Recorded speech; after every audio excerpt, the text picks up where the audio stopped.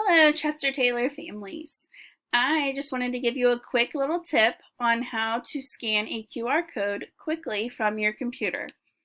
So if you come up here to your search bar and type in CWTES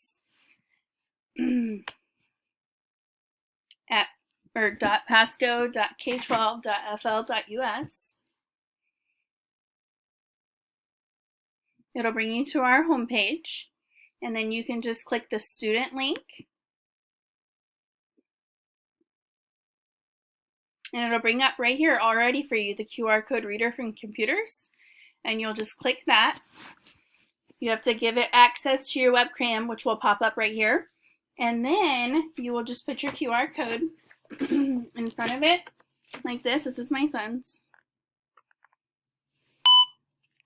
And then you can just click the link to log into your MyPasco Connect, and everything will pop up right here for you whenever it logs in.